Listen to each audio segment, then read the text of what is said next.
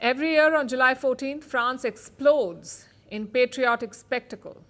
It's for Bastille Day, a national holiday in the country. It marks the storming of the Bastille prison in 1789 that led to the French Revolution. It was once a furious uprising, but now it's more of a celebration.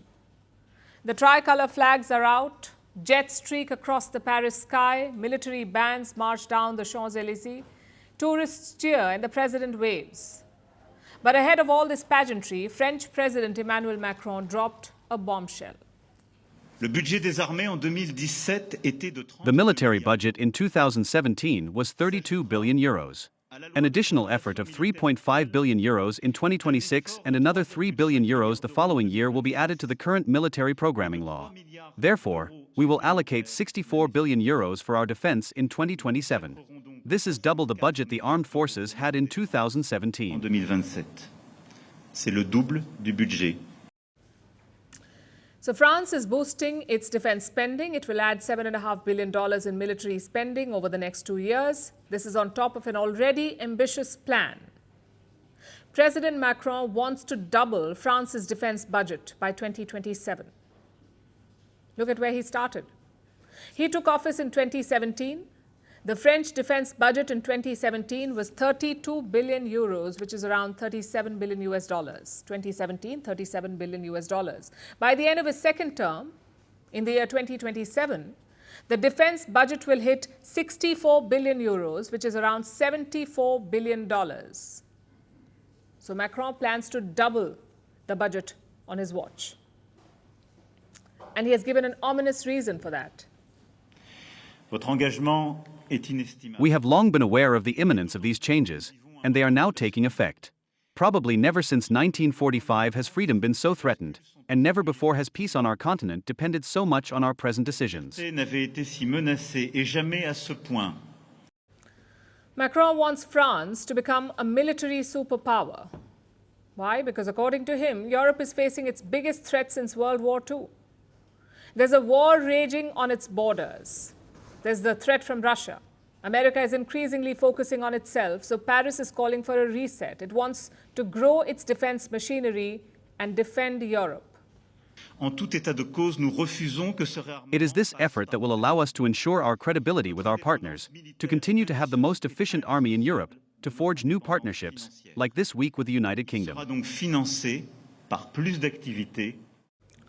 Now, to understand this pivot, we need to go back in history. France has always seen itself as more than just a country, more like a republic with a mission. Historically, it's been a military heavyweight. There were the Napoleonic Wars and the colonial campaigns in Africa. France's military once projected power across the globe, but the 20th century changed all of that. There were 2 world wars, the colonial empire collapsed, so France retreated from global ambitions.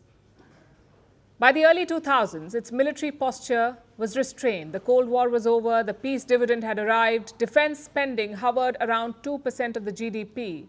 So France shifted its priorities. It focused on education and social welfare.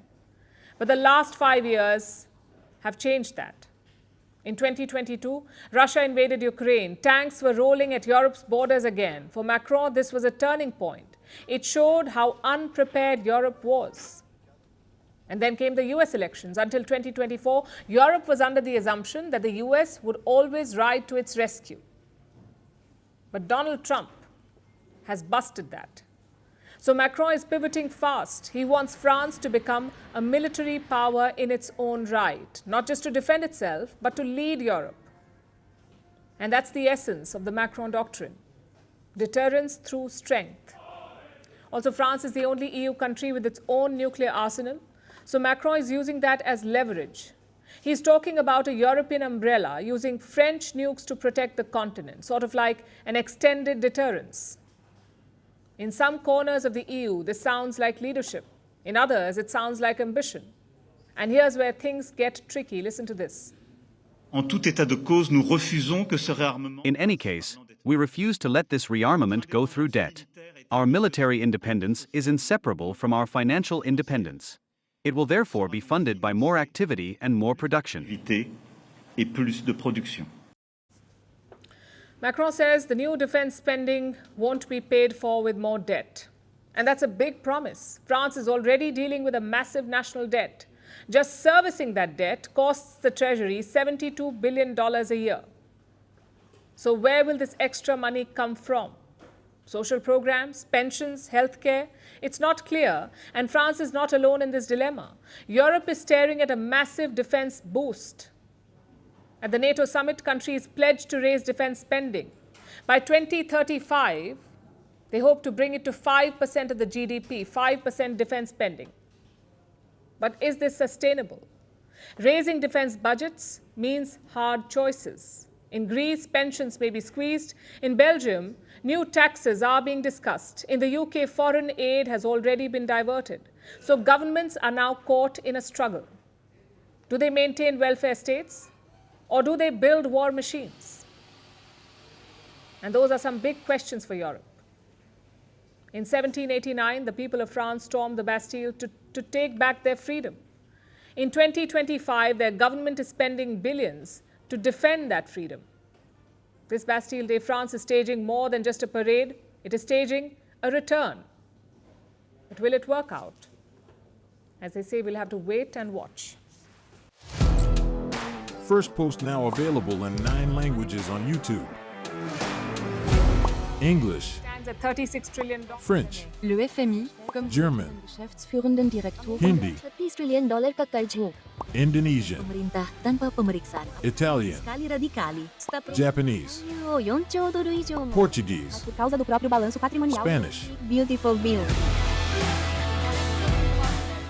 Go to Settings, click on Audio Track and select the language of your choice.